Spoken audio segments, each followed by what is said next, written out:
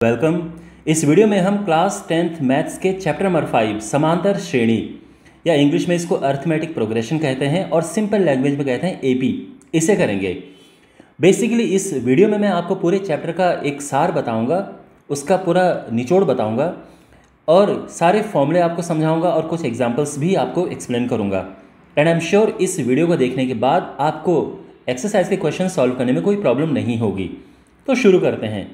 सबसे पहले मैं आपको बताऊंगा कि ये समांतर श्रेणी होती क्या है, इसकी फिर बेसिक चीज़ें बताऊंगा, फिर मैं आपको इसके फॉर्मूले समझाऊंगा and then we will do some examples. तो सबसे पहले शुरू करते हैं कि समांतर श्रेणी होती क्या है।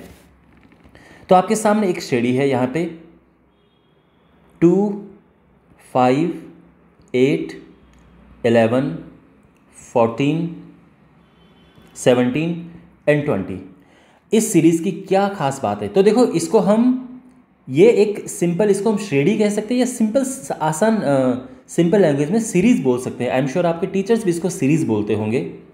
तो ये जो सीरीज़ है इसकी क्या खास बात है? तो आप कहोगे कि सर ये जो सीरीज़ है ये एक अंतर से आगे बढ़ रही है, यानी इसमें अगर आप 2 में 3 5 प्लस कर दोगे तो 5 आ जाएगा, यहाँ 3 प्लस कर दोगे 8 आएगा, यहाँ 3 प्लस कर दोगे तो 11 आएगा, यहाँ 3 प्लस कर दोगे तो 14 आ जाएगा, और यहाँ पे आप +3 करें तो 17, और इस तरह से ये सीरीज़ आगे बढ़ रही है। तो हम ये कह सकते हैं कि जो इनमें अंतर है, जो डिफरेंस है, वो एक जैसा है। तो ये जो सीरीज़ है ये एक ही अंतर में आगे बढ़ रही है, आप ये जान सकते हैं, ठीक है। तो जो अंतर होता है इसको हम कहते हैं सार्व अंतर, इंग्लिश में कहें तो common difference. And I am sure आप अगर हिंदी मीडियम के स्कूल से भी पढ़ते हैं तो भी आपके टीचर्स ने इसको कॉमन डिफरेंस ही बोला होगा, कॉमन डिफरेंस। और इसके लिए एक लेटर होता है, वो होता है डी।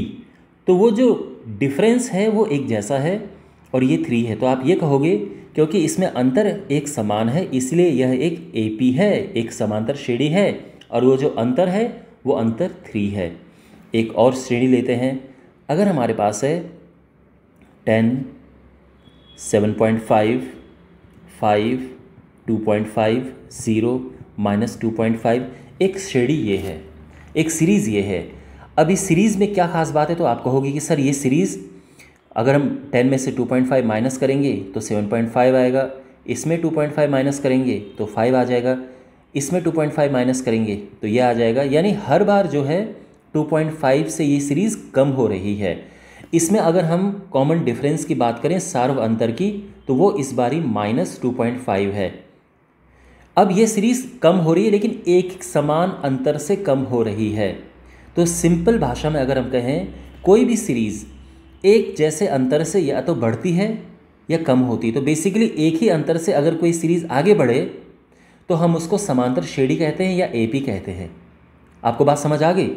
इवन अगर आपके सामने है 3, 3, 3, 3, 3 ये है, तो इसमें अंतर देखो आप, ये डिफरेंस 0 है, ये डिफरेंस 0 है, ये भी 0 है, ये भी 0 है। तो ये भी जो सीरीज़ है ये आगे बढ़ रही है एक समान अंतर से, वो अंतर इस बार 0 है। तो हम कह सकते हैं कि यह भी एक एपी है। अंडरस्टैंड? आपको बात समझ आ गई? एक सीरीज़ लेते हैं 7, 11, 15, 19, 23, और यह आगे बढ़ रही है।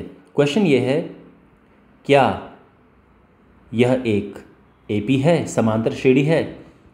अगर आपके पास ऐसा क्वेश्चन आता है तो आप कैसे करोगे? तो यहाँ पे ये जो 7, 11, 15, 19, 23 ये जो लिखे हुए हैं इनको क्या बोलते हैं? इनको बोलते हैं पद, यानी इंग्लिश में कहें तो टर्म्स।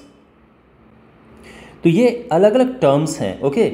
तो ये जो 7 है ये पहला पद है, तो इसको हम A1 नाम देते हैं और इसको A भी कह देते हैं, ओके। पहला पद, प्रथम पद, और ये है 7। इसके बाद दूसरा पद यानी सेकंड टर्म, तो सेकंड टर्म क्या है? वो 11 है, ओके। इसके बाद थर्ड टर्म क्या है? तीसरा पद यानी थर्ड टर्म, तो उसको A3 लिखते हैं और ये हो जाएगा 15। जो चौथा पद है यानी इसको हम A4 लिखते हैं, ये हो जाएगा 19। इसी तरह से जो पांचवा पद है वो हो जाएगा इसका 23, ठीक है ना। तो ये पद होते हैं, पहला, दूसरा, तीसरा, चौथा, पांचवा, इस तरह से चलते जाते हैं। अगर मुझे 10वां पद लिखना हो तो मैं इसको A10 करके लिखूंगा, 20वां पद लिखना हो तो 20 लिखूंगा। nवां पद लिखना हो तो मैं an करके लिखूंगा, ठीक है ना। तो पदों को इस तरह से लिखा जाता है। ओके, तो हम क्या करेंगे, चेक करेंगे कि अंतर एक जैसा है कि नहीं है। तो उसके लिए हम पहले a2 माइनस a1 करेंगे। ध्यान रखना बाद में से पहला वाला माइनस करते हैं। आप 7 में से 11 मत माइनस करना, जो बाद में लिखा है उससे पहले लिखना, माइनस जो पहले लिखा है उससे बाद में लिखना, और अब माइनस कर दो, 4 आएगा, ठीक है। यानी a2 माइनस a1 होगा। फिर a3 माइनस a2 करो, a3 यानी 15 और ये 11 है, ये हो जाएगा 4। फिर a4 माइनस a3 ये हो जाएगा 19 माइनस 15, यानी ये भी 4 आ गया है। आपको बात समझ आ गई। तो यहाँ पर आप नोटिस करेंगे कि ये जो अंतर है, ये डिफरेंस है, बिल्कुल एक जैसा है। तो यहाँ पर आप कह सकते हैं कि क्योंकि अंतर एक समान है,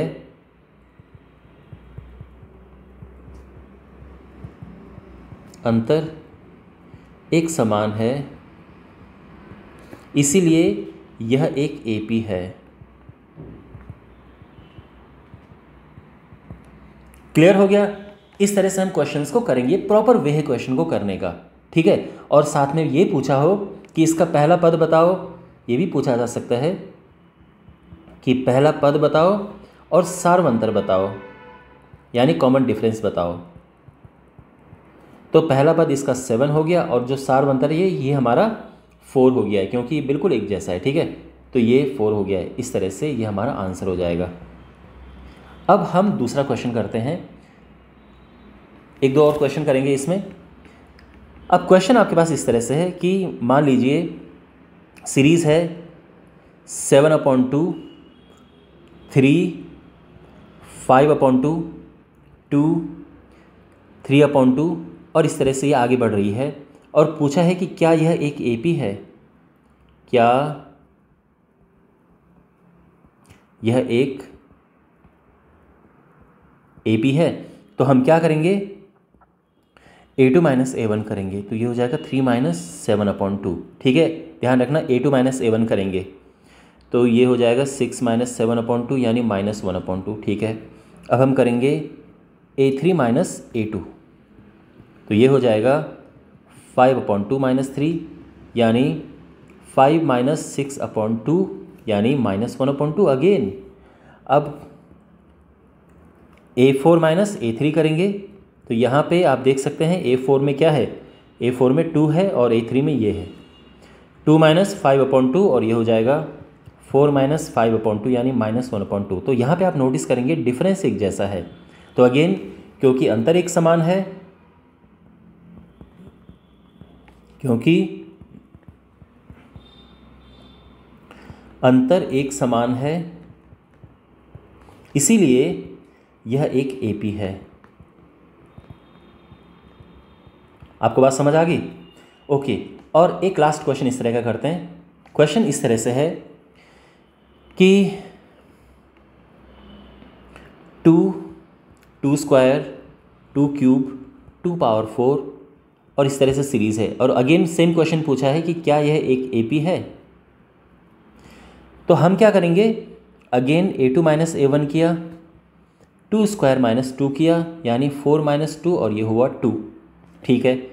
अब हम a3 माइनस a2 करेंगे, मीन्स 2 क्यूब माइनस 2 स्क्वायर करेंगे तो ये हो जाएगा 8 माइनस 4 यानी 4। अब आप देख सकते हैं कि अंतर एक समान नहीं है। या तो आप लिख सकते हैं कि a2 minus a1 is not equal to a3 minus a2, तो इसीलिए यह एपी नहीं है, नहीं।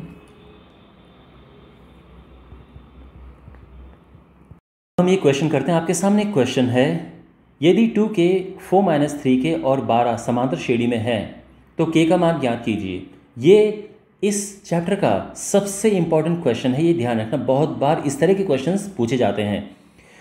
तो यहाँ पर आप देख सकते हैं जो पहला पद है वो है 2k, जो दूसरा पद है दैट इज़ 4 माइनस 3k और जो तीसरा पद है वो है 12, ठीक है। अच्छा, समांतर श्रेणी में होने के लिए क्या होता है, समांतर श्रेणी यानी AP के लिए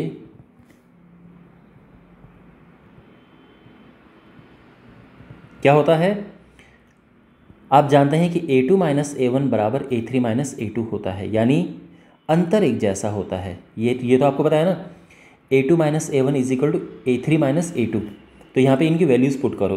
A2 है 4 माइनस 3K, A1 है 2K, अच्छा A3 है 12 और A2 है 4 माइनस 3K। समझ गए ना आप?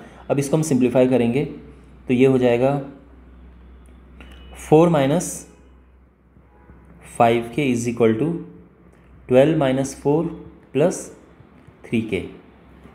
अब K को लेफ्ट हैंड साइड में लेके जाते हैं सभी, तो ये पहले से ही यहाँ है, ये 3K इधर आएगा, 12 में से 4 गया 8 और यहाँ से 4 इस तरफ आएगा तो ये माइनस में हो जाएगा।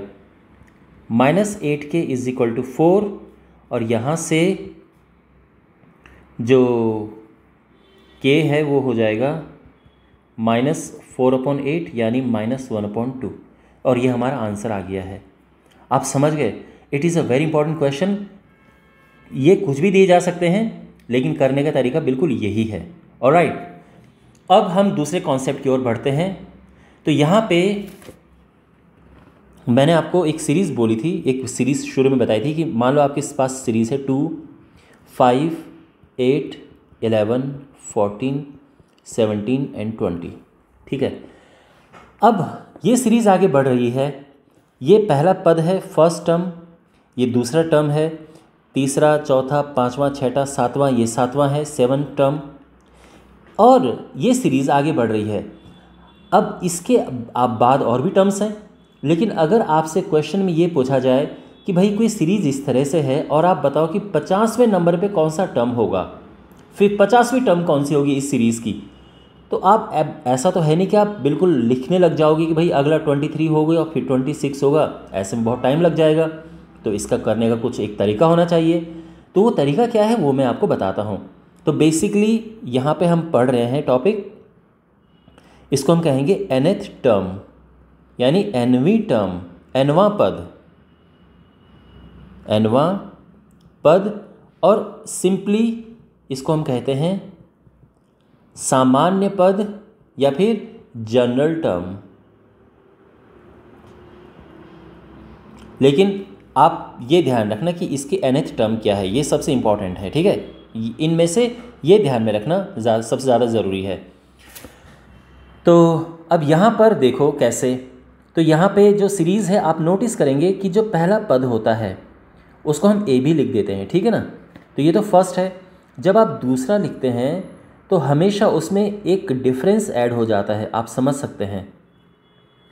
जो 2 है, 2 में जो डिफरेंस 3 था वो ऐड हो के तो 5 आया।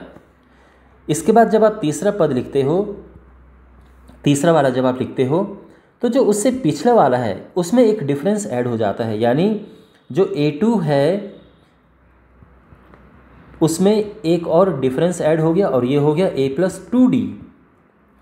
अब हम जब बात करेंगे चौथे टर्म की तो अब पिछले वाले टर्म में एक और डिफरेंस ऐड हो जाएगा, तो A+2D प्लस D यानी A+3D। ठीक है ना, और जब हम लिखेंगे A5 तो अब इसमें एक और ऐड होगा, यानी A+3D में एक और डिफरेंस ऐड हुआ और ये हो जाएगा A+4D। समझ आ गया? आप एक चीज़ नोटिस करो, यहाँ पे जो भी हम टर्म लिख रहे हैं, 5वीं टर्म लिख रहे हैं, तो यहाँ पे D में एक नंबर लेस है। ठीक है, जब आप चौथी टर्म लिख रहे हैं तो यहाँ पे 3 आ रहा है, जब तीसरी टर्म लिख रहे हैं तो यहाँ पे 2 आ रहा है। अगर हम मान लो कि हम लिखेंगे 50वीं टर्म तो वहाँ पर क्या आना चाहिए, A+49D। My dear students, please आप इसको अच्छे से समझ लो कि अगर आपको मान लो कि 20वीं टर्म लिखनी है तो सिंपली आप A+19D कर देंगे। इसका फॉर्मूला है जो हम अभी पढ़ेंगे, लेकिन ये चीज़ आपके दिमाग में चिपक जानी चाहिए कि अगर हमें 14वीं टर्म लिखनी है तो क्या होगा, तो आप कहोगे कि सर A+13D, एक लेस हो जाएगा, ये ध्यान रखना आप। ठीक है, अब जब इसके फॉर्मूले की बात करते हैं तो इसका जो फॉर्मूला है वो हो जाएगा AN is equal to A plus N minus one into D. ये इसका nth टर्म है, इसका nवां पद है, ठीक है। और क्योंकि यहाँ पे n माइनस वन है इसीलिए बार बार एक कम हो रहा है, और ये इसका जनरल फॉर्मूला है, ठीक है। तो अब हम क्या करेंगे कि एक क्वेश्चन करेंगे इस पे बेस्ड।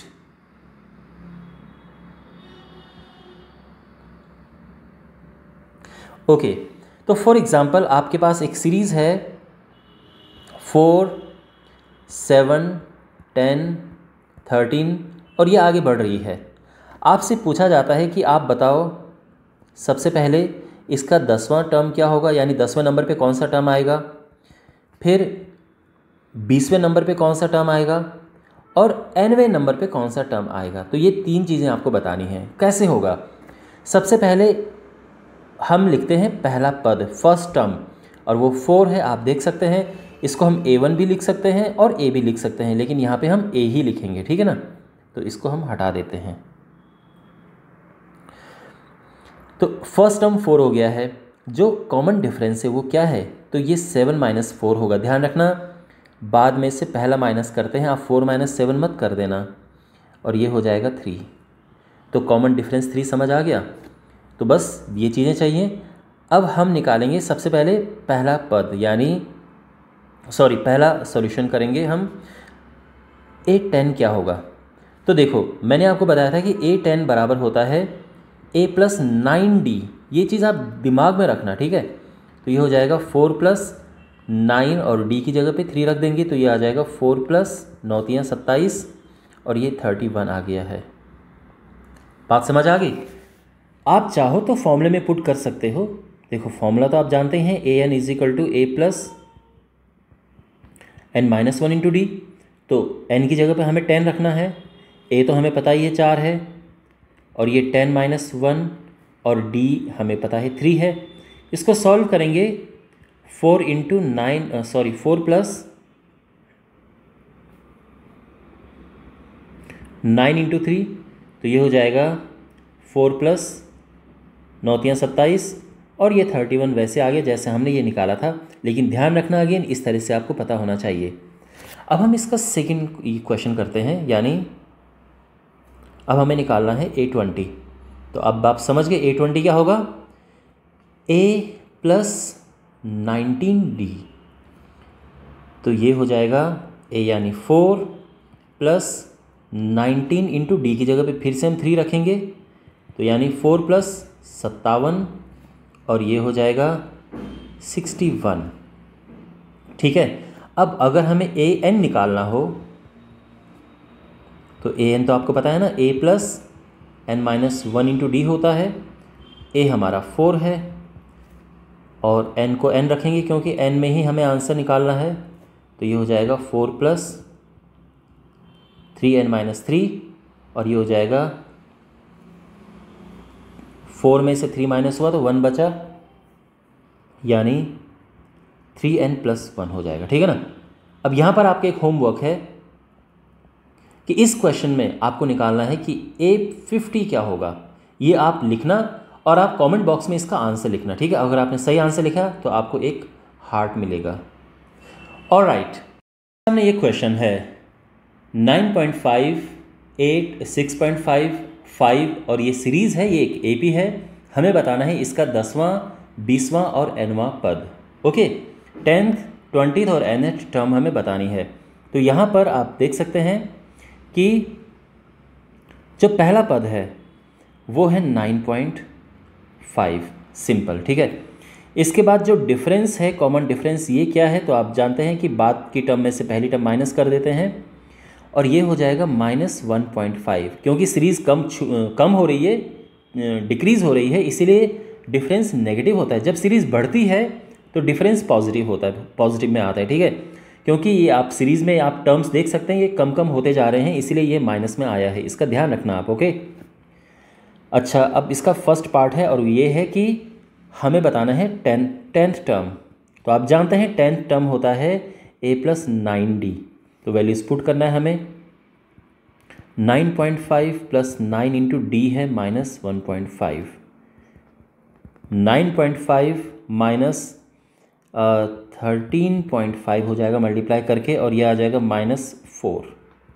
ये हमारा आंसर आ गया है, ठीक है ना। ओके, तो अब हमारे पास है सेकंड क्वेश्चन। हमें निकालना है 20th टर्म। 20th टर्म है कि अच्छा 20वां पद क्या होगा, तो ये है a+19d। ओके, अच्छा a+19d मतलब 9.5 + 19 इंटू -1.5, तो ये हो जाएगा 9.5 माइनस 15 में 135 का 5 हासिल 13, 15 कम 15 और 13 28 पॉइंट लगा यहाँ पे, और ये हो जाएगा माइनस करके 19 माइनस का 19। ओके, तो ये हमारा आंसर आ गया है। और तीसरा पार्ट इसका है कि हमें nth टर्म बताना है, तो an हो जाएगा a+n-1 इंटू डी। a है 9.5, n-1 इंटू डी है -1.5, -1.5n माइनस का प्लस, और ये हो जाएगा 11 माइनस 1.5n, ठीक है। और ये हमें मिल गया है nth टर्म। तो आई होप आपको समझ आ गया होगा कि कैसे इन्हें करते हैं, इन क्वेश्चंस को करते हैं, ठीक है। वेल, अब हम बढ़ते हैं अगले कॉन्सेप्ट की ओर। अब सम ऑफ n टर्म्स यानी n पदों के योग के कॉन्सेप्ट को समझने के लिए पहले एक सीरीज़ लेते हैं, एक सिंपल सी सीरीज़। तो यहाँ पे 2, 5, 8, 11, 14 और ये सीरीज़ है, ठीक है। अगर आपके पास क्वेश्चन ये हो कि आप पहले 3 पदों का योग ज्ञात करो, तो उसको हम लिखेंगे S3। तो यहाँ पर आप देख सकते हैं S3 यानी 3 पदों का योग क्या होगा, तो उसमें आप इन तीनों को प्लस कर दोगे, यानी 5 और 2 7, 8 7 15, ये 15 आ जाएगा। हमने किया कि यहाँ पे हमने पहला, दूसरा और तीसरा टर्म इनको प्लस किया। अगर आपसे पूछा जाए कि आप 5 पदों का योग यानी 5 टर्म्स का सम ज्ञात करो, तो बड़ा सिंपल है, उसमें हम इन 5 पदों के योग को ज्ञात करेंगे। तो ये हुआ 8 5 13, 15 26 40, ये 40 हुआ, ठीक है। हम पाँचों को प्लस कर देंगे। लेकिन अब ये सीरीज़ यहाँ तक तो है नहीं, ये सीरीज़ आगे बढ़ती जाएगी, और मान लो इसमें टोटल 50 पद हैं, 50 टर्म्स, और आपसे क्वेश्चन ये पूछा जाता है कि इन 50 पदों का योग ज्ञात करो, यानी आपको बताना है S50।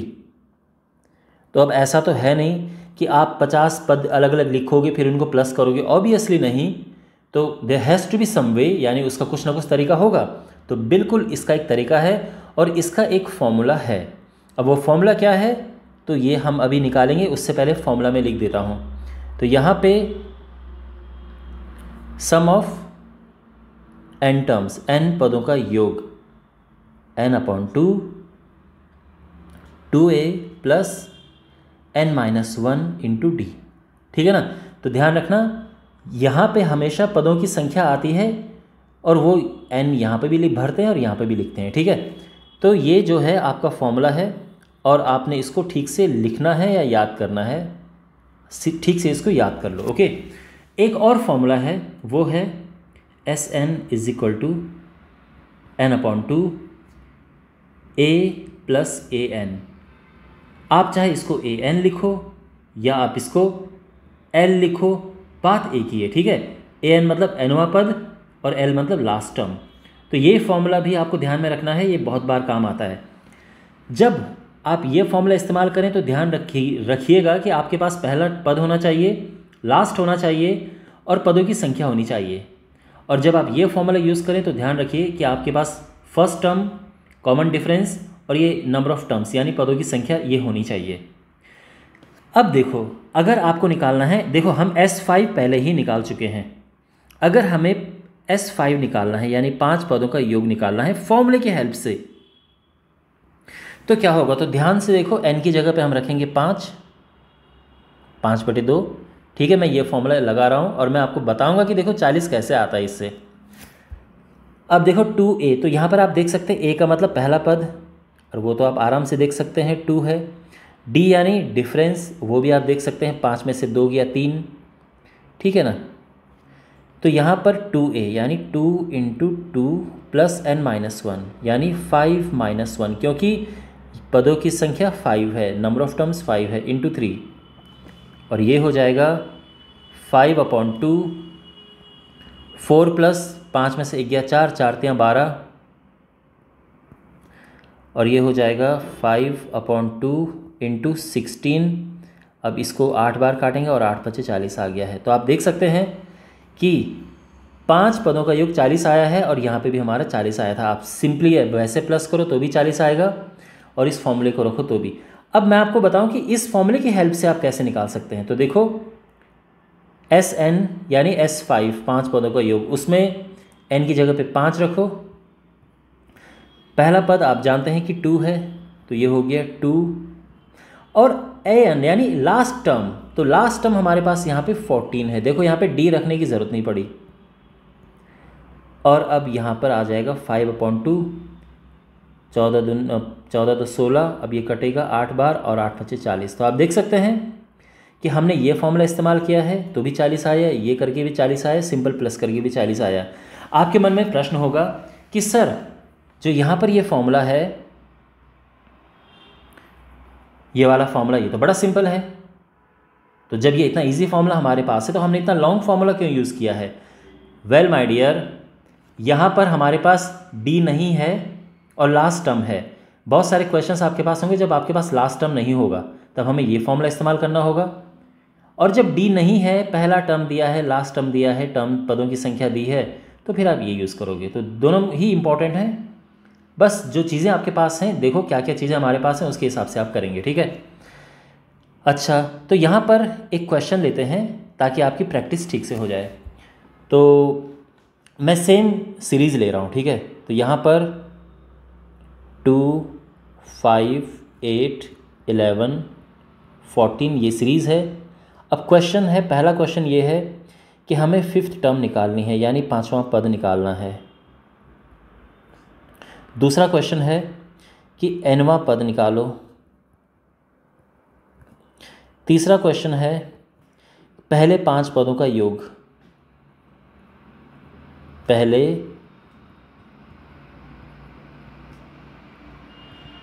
5 पदों का योग, जिसको हम S5 भी कहते हैं, ठीक है ना। फिर पहले 20 पदों का योग और पहले n पदों का योग, ये हमें निकालना है। तो 1 बाय 1 इनको निकालते हैं। तो देखो सबसे पहले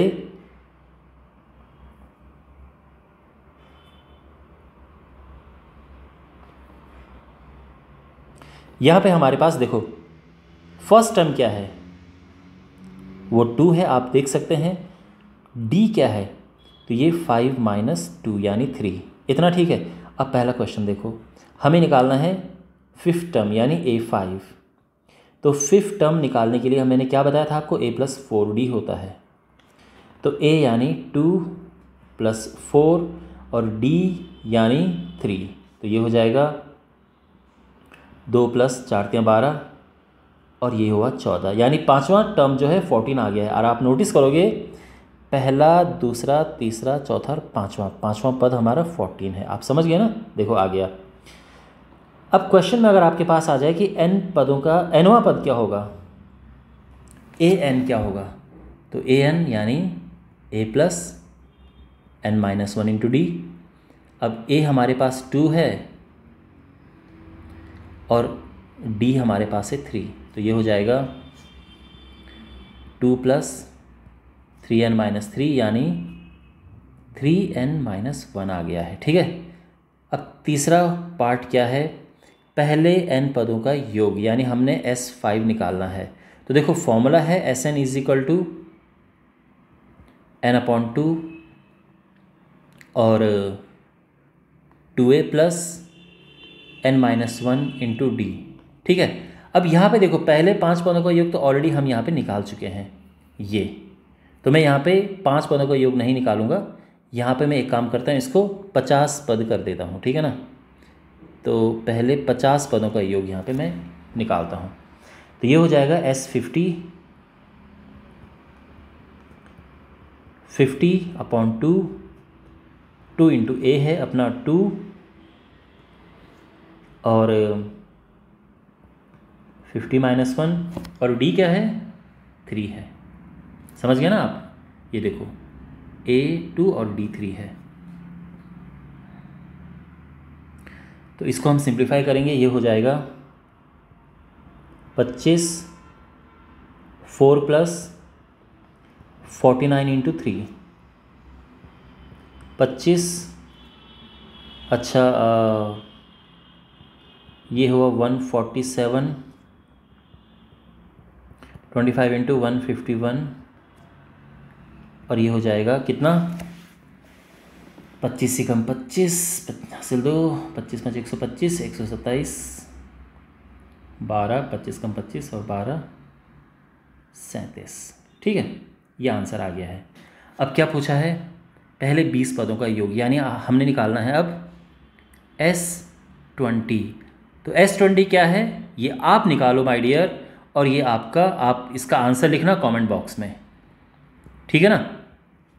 और अब मैं निकालता हूँ 5th पार्ट, यानी हमने n पदों का योग निकालना है।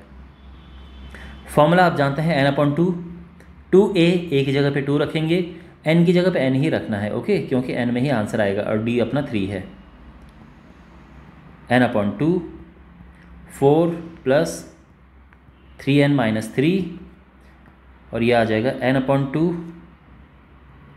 3n + 1। ये हमारा आंसर आ गया है।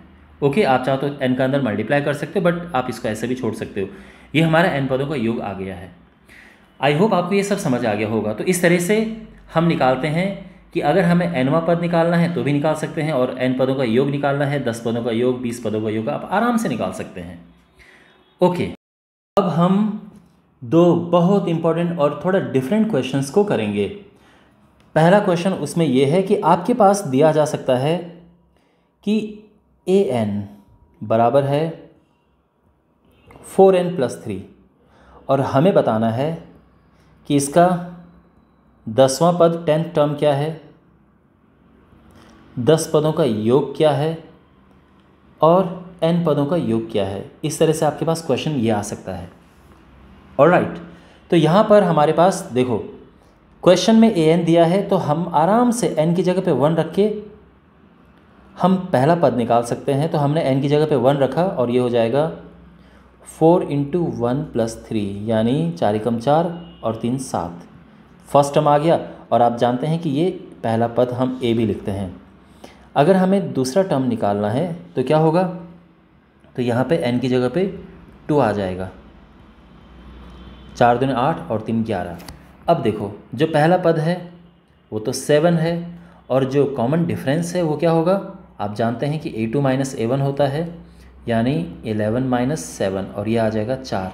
तो हमारे पास a और d आ गया है, और अब आप जो चाहे निकाल सकते हैं। मेन चीज़ तो यही दोनों निकालना होता है। तो अगर हमें निकालना है a10, तो आप जानते हैं a10 होता है a + 9d। अगर आपको नहीं ये समझ आता है a + 9d क्यों है, तो आपको फॉर्मूला ध्यान होगा कि an = होता है a + n - 1 × d, ठीक है ना। तो हम a + 9d कर देंगे, क्योंकि n - 1 करते तो 10 - 1 हो जाता है। a हमारा 7 है और d हमारा 4 है, तो ये जाएगा 7 + 36 और ये 43 आ जाएगा, करेक्ट। अच्छा, अब हमें हमारा सेकंड क्वेश्चन है कि S10 निकालना है, 10 पदों का योग निकालना है। तो उसमें आप जानते हैं कि Sn क्या होता है? n/2 2a + n - 1 × d। अब यहाँ पे n तो है 10, तो 10/2 2a, a अपना 7 है, 10 - 1 और d 4 है, तो ये हो जाएगा 5 14 + 9 × 36 और ये 50 और ये टोटल 250 आ गया है after calculating. Okay, is it clear? और अब हमारे पास है, हमने Sn निकालना है। तो तीसरा पार्ट है Sn निकालना। तो Sn आप जानते हैं n/2 2a + n - 1 × d। तो यहाँ पे n/2 क्योंकि n की जगह पे n रखेंगे हम, a की जगह पे 7 और d की जगह पे 4, ठीक है ना। n/2 14 + 4n - 4, तो ये हो जाएगा n/2 4n 10 में से, तो ये आ जाएगा 4n + 10, और आप यहाँ पे 2 कॉमन ले सकते हैं, तो ये हो जाएगा 2n/2 2n + 5, 2 से 2 कट जाएगा और आंसर आ जाएगा n × 2n + 5, और आप चाहें तो इसको लिख सकते हैं 2n² + 5n। Very important question, ठीक है, ध्यान रखना ये क्वेश्चन एग्जाम में पूछा जाता है, 3-4 नंबरों में आता है। It's a very important question. अब इसके बाद क्वेश्चन, एक और क्वेश्चन है और इसमें बहुत सारे स्टूडेंट्स कंफ्यूज होते हैं, तो आप समझिए इस क्वेश्चन को ठीक से। Sn ये है 2n² + 3n। अगर हमारे पास ये क्वेश्चन है और हमें पूछा जाए कि बताइए 10वां टर्म क्या होगा,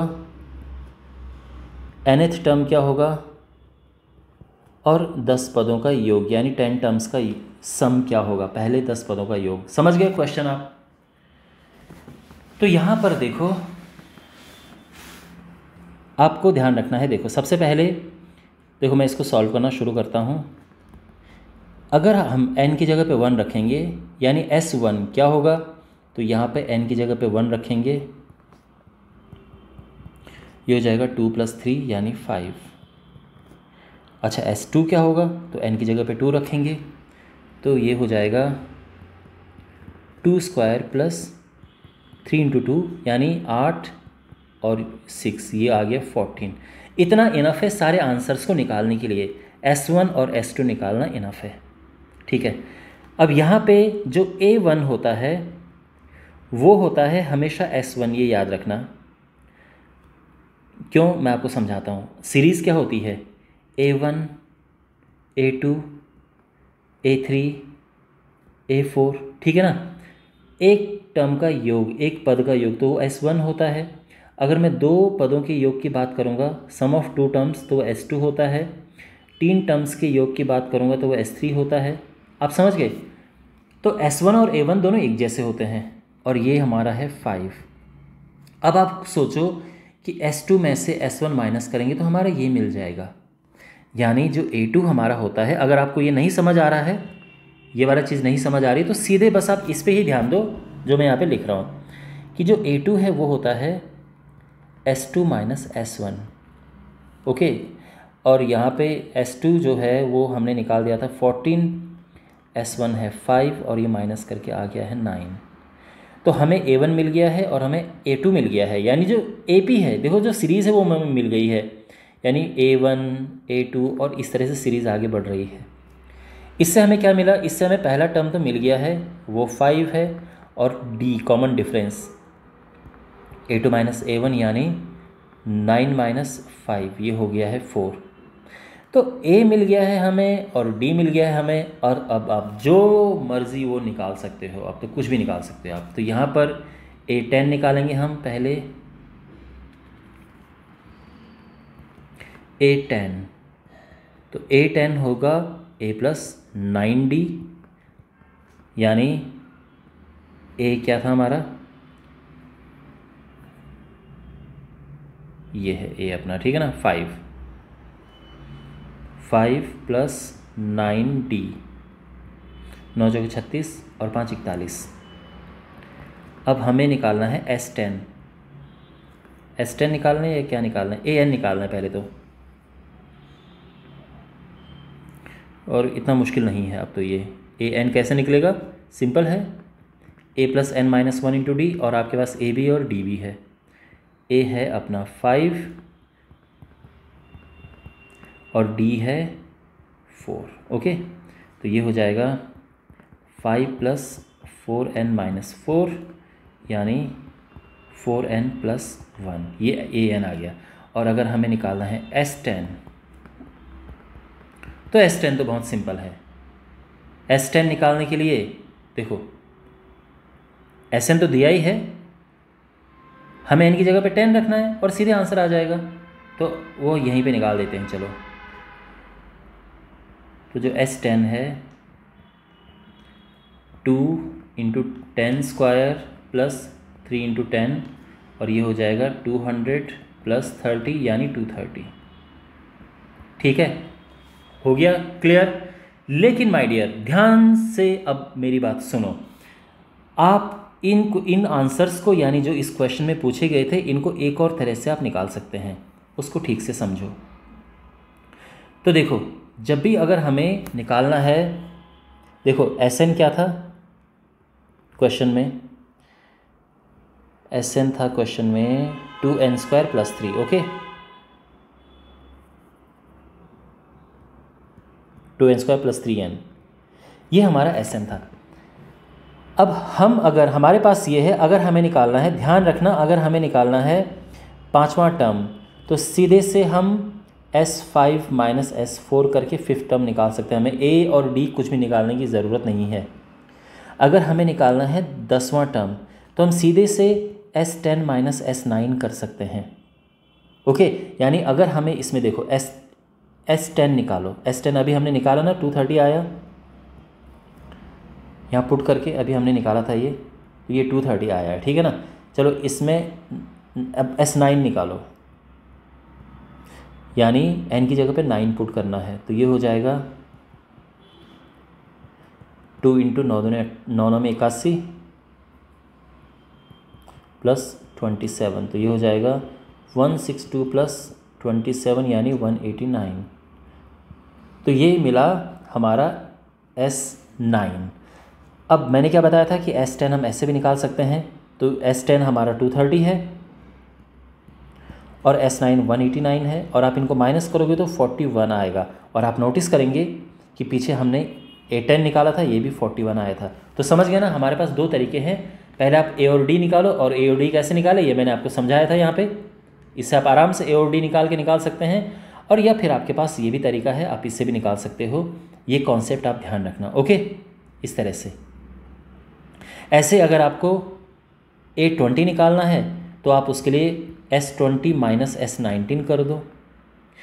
अब यहाँ पे मैं AN निकालूंगा, तो ऑब्वियसली जो AN होगा वो होगा SN - SN - 1, ठीक है ना। इसको ध्यान में रखना आप। तो वैसे AN हमने पहले निकाल दिया है ऑलरेडी, ये AN हमारा निकल गया है, लेकिन अब मैं आपको इस तरह से करके भी बताऊंगा कि कैसे AN निकलेगा। देखो SN हमारे पास पहले से ही है, SN माइनस क्या होगा, देखो SN जो है वो है 2n² + 3n। अगर हम SN - 1 निकालेंगे, तो इसके लिए हम n की जगह पे n - 1 रखेंगे, और ये हो जाएगा n² - 2n + 1